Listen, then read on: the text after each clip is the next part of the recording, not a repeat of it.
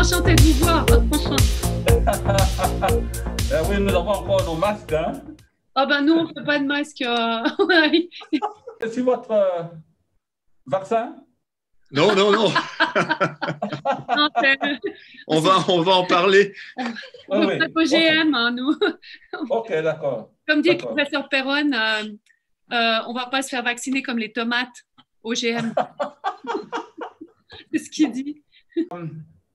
Bon, est-ce que vous avez des orientations à donner pour cette interview? Bon, vous voyez bien ce qui se passe dans le monde en ce moment, surtout avec ce qui est en train d'arriver aux États-Unis. Donc, Oui. vous voyez, on va vous donner l'idée de base. C'est que ce qu'on fait avec Stockholm et avec vous, on va le montrer aussi aux Nations Unies. Oui. Et l'idée, l'idée, c'est que ce qu'on dit, c'est que là, je vous dis juste, on se connecte avec l'équipe qui filme. Donc, si vous voyez, vous verrez une connexion. C'est de faire le point sur la situation épidémiologique et de montrer ou démontrer que les taux de mortalité ne sont pas surnuméraires, par exemple en Afrique, comparé à d'autres pays, que le diagnostic d'un virus se fait en principe, moi je vous dis mon idée, hein, mais c'est vous. Normalement, on le fait par le protocole de corps de la contagiosité, de la décomposition du virus. Et si on ne sait pas vraiment ce que c'est ce Covid, ce SARS-CoV-2, est-ce qu'on l'a vraiment identifié pour dire après, avec un PCR qui a été démenti par beaucoup de monde, même l'OMS le 7 décembre, où est-ce qu'on en est? Vous voyez, on donne des chiffres. Quels chiffres est-ce qu'on peut compter dessus qui auront une validité d'ici 1 semaine, 2 semaines, 3 semaines? Donc, l'idée, c'est que ce que vous allez présenter, c'est quelque chose qu'on peut utiliser aux Nations Unies, comme tous les autres intervenants, pour dire maintenant, on va demander qu'il y ait peut-être une enquête pour vraiment voir, il n'y a pas de mortalité surnuméraire. Quand on regarde certains pays, pourquoi est-ce qu'on confine tout le monde, qu'on met des masques? Vous voyez, ultérieurement, c'est ça le but, qu'on soit clair. Mais vous êtes une sommité mondiale, vous êtes expert à l'OMS, et c'est faire le bilan d'une année, montrer aux gens comment on peut évaluer cette année, les rassurer, dire qu'en Afrique, ça va très bien ou ça va pas, ou comment vous faites. Et donc, ça, c'est l'aspect scientifique épidémiologique. Et puis ensuite, il y a l'aspect politique. Alors, je ne sais pas jusqu'où vous voulez aller, mais moi, j'étais impliquée pendant 3 ans et plus d'ailleurs avec le règlement sanitaire international qui se base sur une définition de la pandémie et de l'épidémie qui a été changée en 2010. Donc, quand on dit la science, la médecine, l'épidémiologie est là pour guider les politiques, on peut se poser des questions sur ce qui se passe, oui. Pour le moins qu'on puisse dire. Donc là, je vous laisserai aller comme vous voulez pour établir la situation, qu'est-ce qu'on devrait faire dans cette année pour faire un peu d'ordre scientifique et politique dans ce qui se passe dans le monde. Ok. C'est déjà en cours, hein. Vous avez vu que... Ouais. C'est combien de minutes? Vous pouvez par une demi-heure, 1 heure, comme vous voulez. Demi-heure, ça va. Ça va, voilà. Comme Ok. vous êtes vraiment important pour clarifier la situation. Je vais ajouter juste une chose, c'est que le sommet de Stockholm s'appelait le sommet de la paix. C'est en fait, avec les arguments scientifiques, essayer d'éviter les mécanismes de violence qui sont en route avec les mesures très, très dures. Et l'autre aspect, c'est l'éthique. Nous, on a créé justement cette ONG IPSE avec le mot scientifique, politique, éthique. Donc, ne pas faire de mal, ne faire du bien, laisser le droit aux personnes de décider, aux médecins de décider avec le serment d'Hippocrate, et la justice, être égal avec tout le monde. On soigne tout le monde avec la meilleure soin possible, le meilleur traitement possible, avec des personnes non conflits d'intérêts, pas corrompues. Vous voyez, l'éthique est très importante. J'étais sur le comité d'éthique de l'OMS pendant 4 ans avec Margaret Chan. Oui. Et là, je ne vois pas appliquer partout, en tout cas, mais on peut donner des conduites.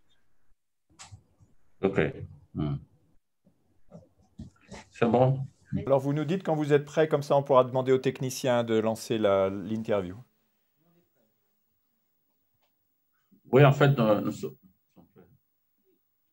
nous sommes prêts, en fait. Ok, alors je vais commencer la présentation. Il faut pas mettre le masque. Vous allez enlever le masque pour parler ou bien... Oui. Ah bon, c'est ouf. D'accord.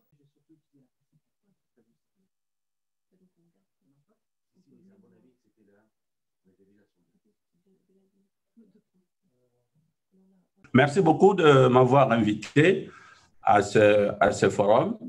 C'est un plaisir et un grand honneur pour moi donc de prendre la parole à ce congrès. Alors, je vais brièvement vous parler de l'évolution épidémiologique de la COVID en RDC.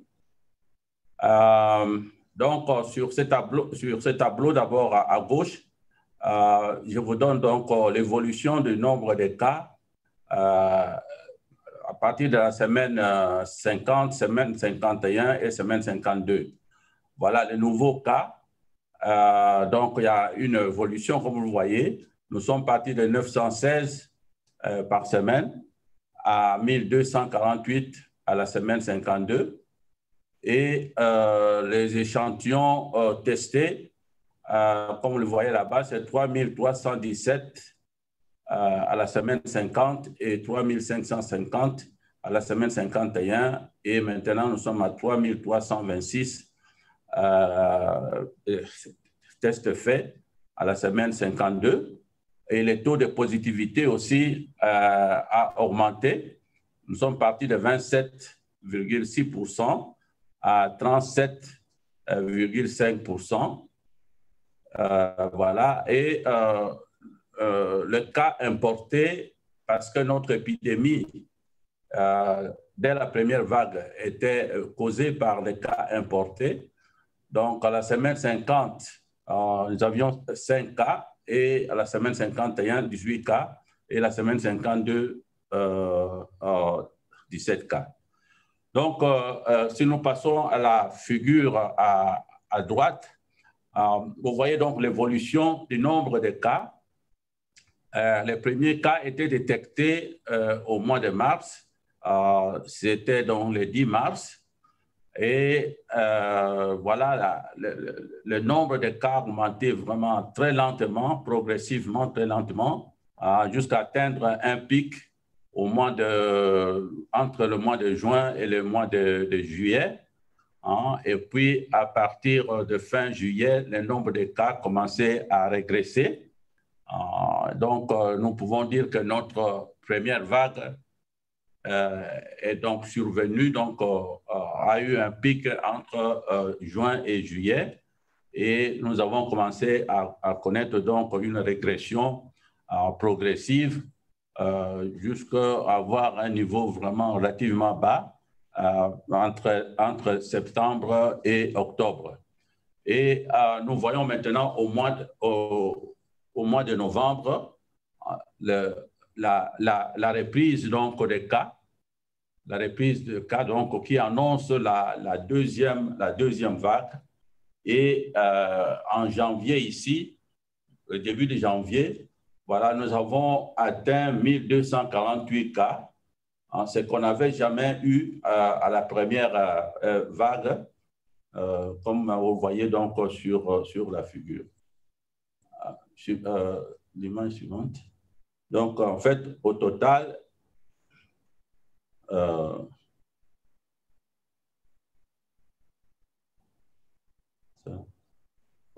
donc, les cas cumulés, au total, nous avons donc 16 917 personnes infectées,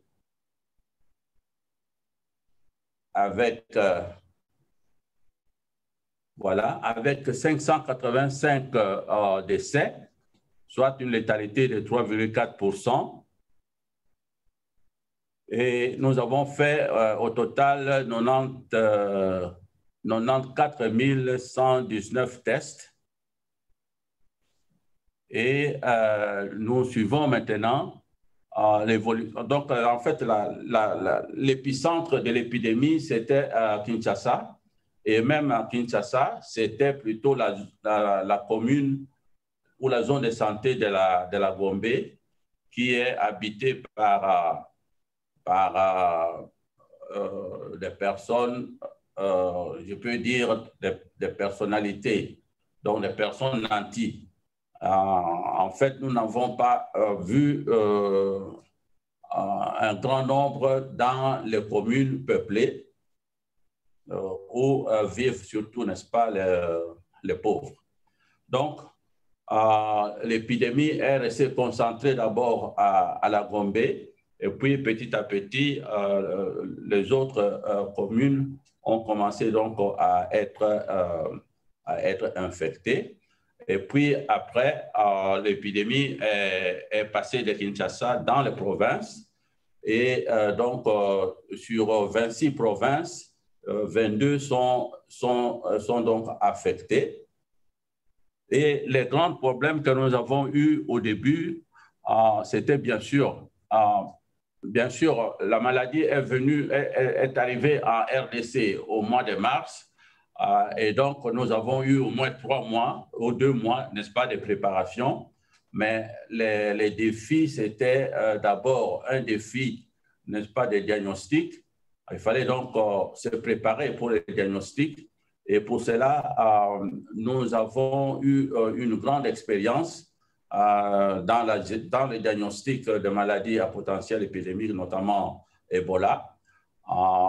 Nous avons déjà introduit donc les techniques de PCR et également dans notre centre, nous avons été préparés par l'OMS et les CDC à faire la surveillance de la grippe aviaire et les autres grippes, la grippe saisonnière, si bien que nous avions la technologie et nous avions les machines, n'est-ce pas, en place.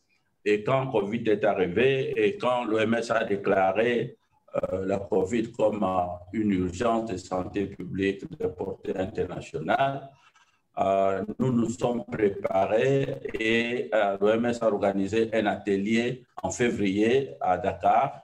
Notre chef de service de maladies respiratoires a participé à cette formation. Et également, une autre formation a été faite en Afrique du Sud. Un technicien de laboratoire est parti là-bas. Et si bien que lorsque le premier cas est venu ici à Kinshasa, c'était un voyageur, nous n'avons pas eu de difficultés à détecter ces cas, et à confirmer donc ces cas. Et à partir de cela, nous avons donc commencé à faire les tests PCR de façon routinière pour la COVID-19. Et pour tous les réactifs, etc., il y avait également une organisation que le CDC Africa avait mise en place pour nous fournir en matériel et en réactifs.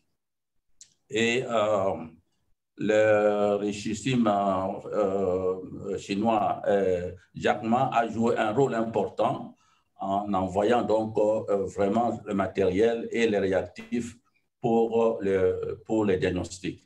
Bon, mais alors, comme vous savez, le pays est grand et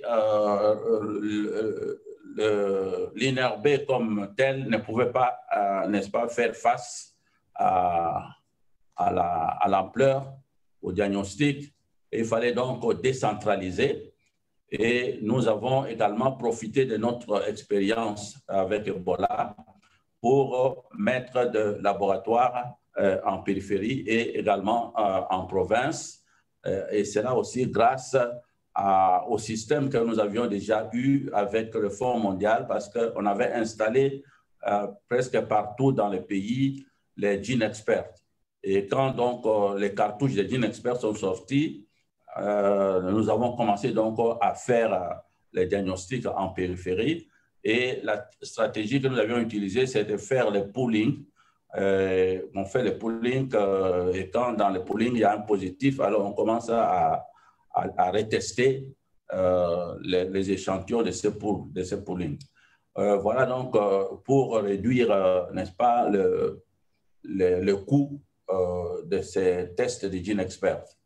Alors maintenant, je pense qu'il y a encore une avancée, c'est que l'OMS a certifié certains tests rapides, et je crois que c'est cette stratégie de tests rapides que nous allons donc utiliser. Nous avons les tests Abbott, je pense, Abbott, et puis un autre test, je crois, de BioLine. Et nous allons donc utiliser cela pour faire un dépistage dans les hôpitaux, hein, un dépistage de masse dans les hôpitaux. Comme vous le savez, COVID, ici chez nous, c'est difficile à détecter cliniquement parce que la maladie ressemble aussi au paludisme, à la fièvre typhoïde et plusieurs maladies endémiques que nous rencontrons ici au pays. Donc, ce test rapide va nous faciliter à confirmer les cas dans les hôpitaux. Voilà. Alors, je dois aussi avouer... Oui, alors l'autre challenge, l'autre défi, c'était la prise en charge. Alors, la prise en charge, comme vous savez, notre système de santé est très faible. Les hôpitaux sont très mal équipés et la prise en charge a été donc notre défi le plus grand. Et pour cela, nous avons dès le départ choisi 7 hôpitaux ici à Kinshasa, des hôpitaux publics et des hôpitaux privés pour donc la prise en charge.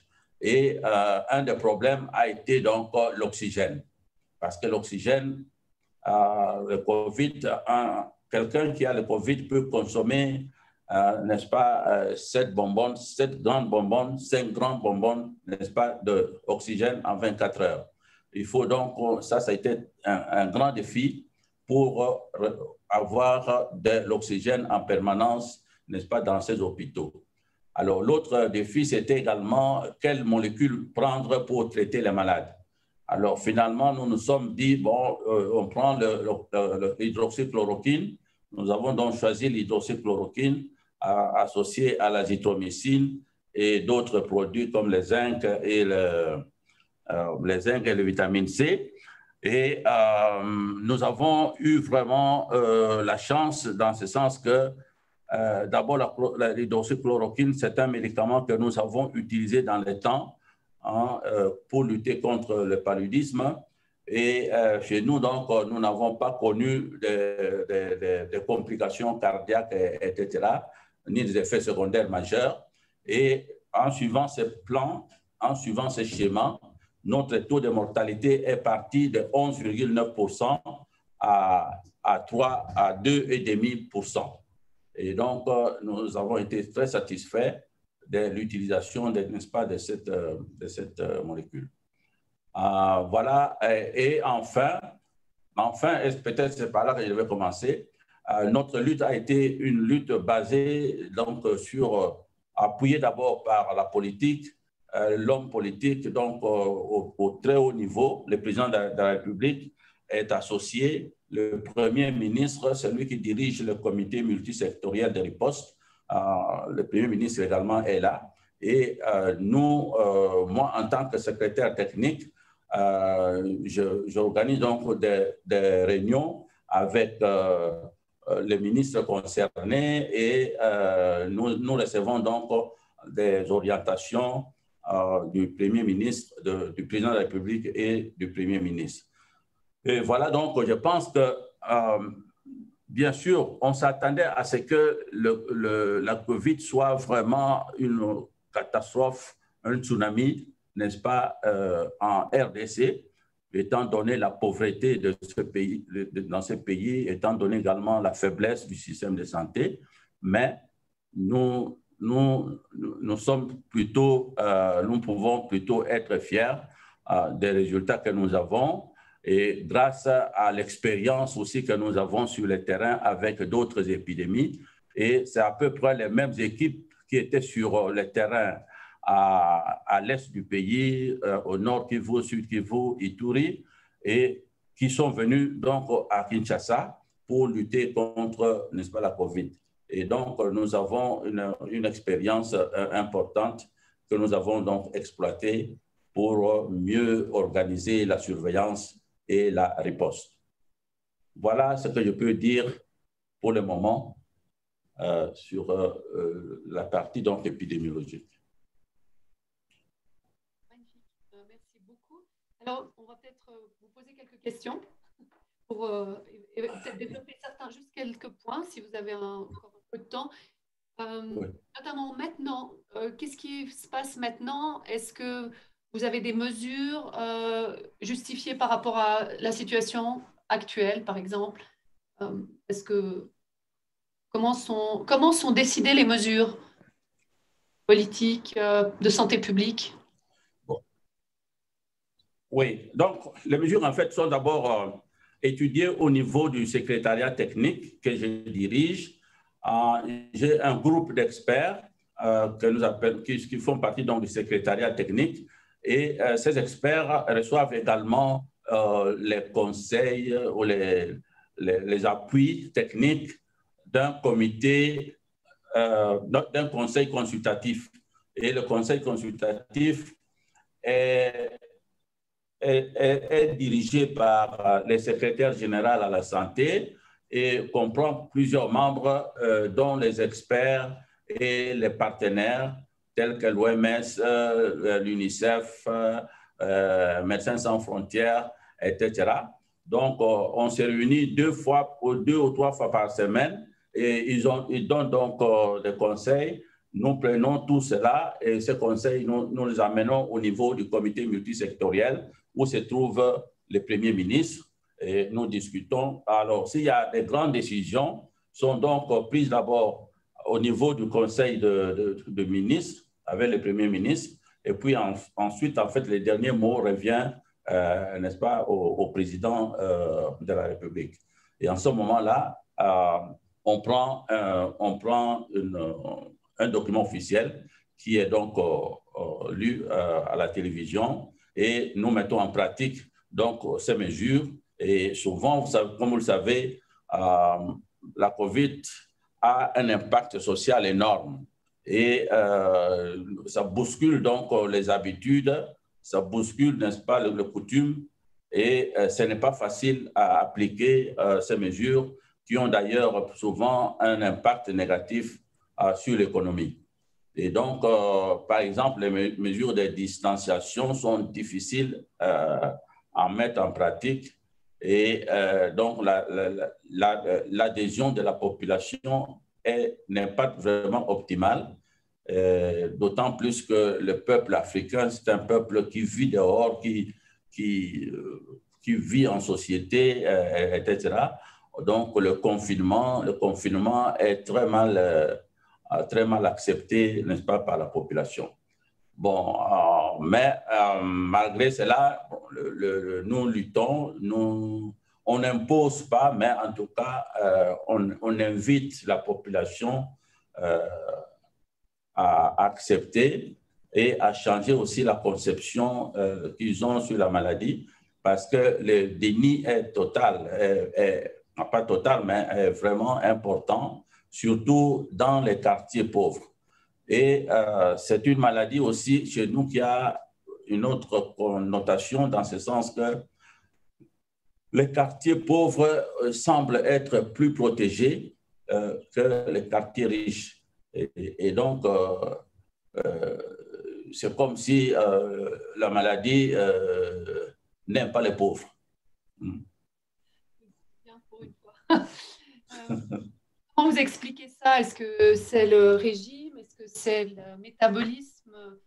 Cette inégalité renversée, en fait, hein? C'est les gens privilégiés, comme vous avez dit, qui sont beaucoup plus atteints, affectés. Est-ce que vous avez une explication épidémiologique ou métabolique? Il y a eu des hypothèses à New York que les personnes avaient une nourriture différente, par exemple, une base métabolique différente.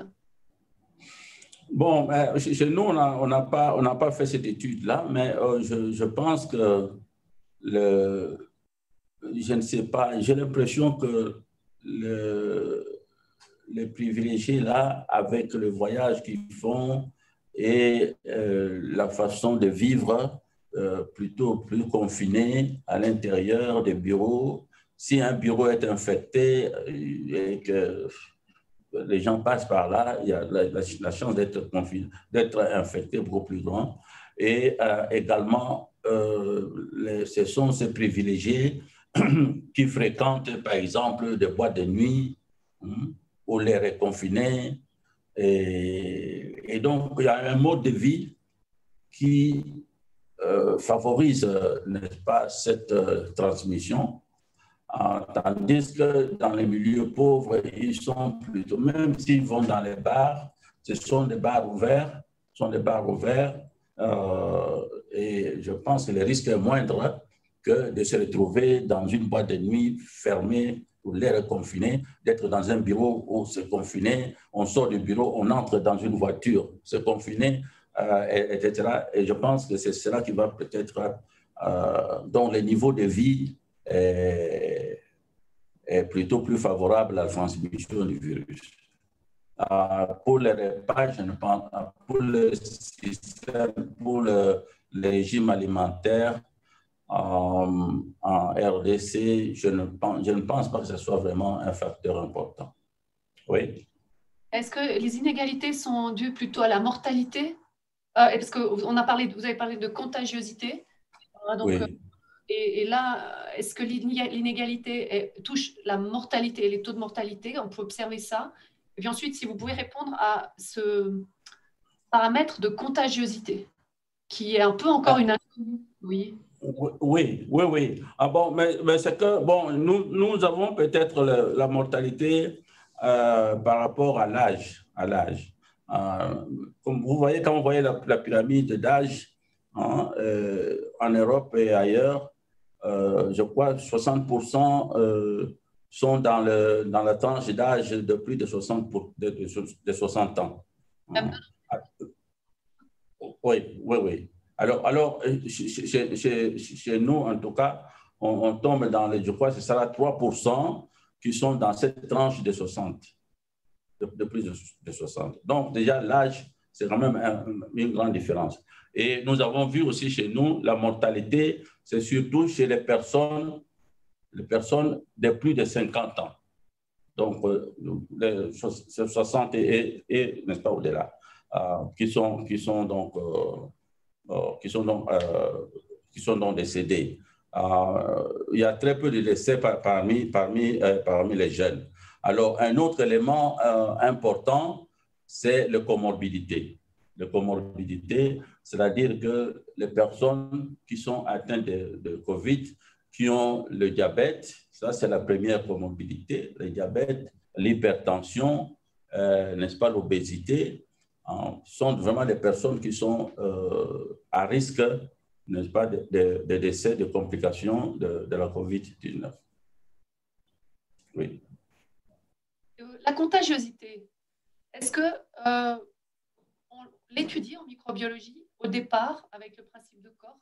Est-ce que vous avez pu identifier le mécanisme de contagion? Est-ce qu'il y a vraiment des personnes asymptomatiques qui sont contagieuses? Est-ce que la contagion n'est que pour les personnes malades? Est-ce que la contagion continue après qu'on soit guéri? Vous savez, il y a plein d'études contradictoires. Donc, est-ce que vous pouvez faire un peu d'ordre là-dedans? Oui. Ben, franchement, disons au début, vous demandez à un malade comment vous avez été contaminé, il dit il ne sait pas. Il ne sait pas. La plupart des personnes malades, ils vont dire non, moi je ne sais pas là où j'ai été contaminé. Et qui m'a contaminé, on ne sait pas. Bon, nous on était habitués avec Ebola. Avec Ebola, on demande, vous avez assisté à un deuil, vous avez été assisté, vous avez touché un malade. Là, c'est clair. Mais avec COVID, ce n'est pas du tout clair. Ce n'est pas du tout clair. Et nous, maintenant, avec la deuxième vague ici, parce que nous pensions qu'on connaissait quand même, on connaissait mieux ce virus, mais même avec la deuxième vague ici, nous ne parvenons pas encore vraiment à dire comment on s'est contaminé, mais de plus en plus, nous voyons des gens qui ont participé, par exemple, à un mariage. Bien que nous avons interdit la célébration des mariages à plus de 10 personnes, etc. Bon. Mais il y en a qui assistent à ces mariages et puis on apprend que celui-là est devenu malade et ainsi de suite. Ça sont donc des occasions et également les deuils. Les deuils, ce que nous avons, le côté positif vraiment de la COVID à Kinshasa, c'est que le deuil, on ne fait plus de deuil, n'est-ce pas, à la maison. Donc, vous êtes freeze. Vous êtes frozen, comme on dit. On ne voit pas votre image et on n'entend pas le son. Mais est-ce que ça a coupé et il est plus à non, il est encore. Attends, ça doit faire connexion là. Tu vois, quand il y a les points de suspension, ça veut dire qu'il est en train d'être connecté. Tu vois le petit 3. Ah oui. Ah voilà, il est éjecté. Est-ce qu'il va revenir? Oui. En fait, disons la contagiosité et comment éviter donc la contamination, c'est l'ensemble, n'est-ce pas, de toutes ces mesures. Je ne pense pas qu'une seule mesure peut à elle seule arrêter la contamination. Mais c'est vraiment, comment dire, avoir ça dans l'habitude, hein, parce que nous ne savons pas exactement à quel endroit on s'infecte. Donc, ça peut être la surface, ça peut être la clinche de porte, etc. Donc, la clinche de porte, la table, tout ça, c'est avec les mains. On se contamine avec les mains. Et comme je vous ai dit, dans un environnement confiné, certainement, il y a des gouttelettes qui sont dans l'air, et puis on respire. On respire. Et la distanciation également est très importante. Quand on est beaucoup plus serré, la contamination est beaucoup plus importante que lorsqu'on est à distance.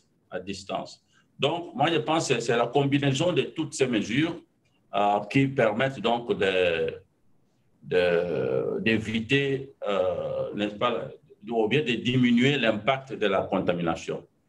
Bien sûr, tout ça, ce sont des mesures qui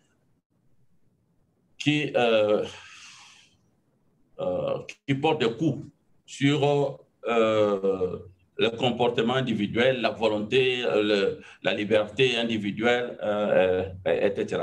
Mais nous devons absolument cultiver donc cette conscience collective. C'est un effort collectif. Si vous prenez ces mesures très tôt, votre communauté sera débarrassée de toutes ces contraintes.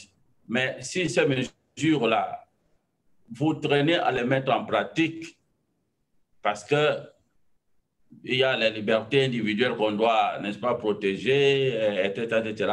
Et bien sûr, ce sera donc un long processus. Ça va donc, au contraire, diminuer votre liberté à long terme. Donc, il vaut mieux, dès le départ, d'abord changer la perception de la maladie et puis adopter, n'est-ce pas, ces mesures.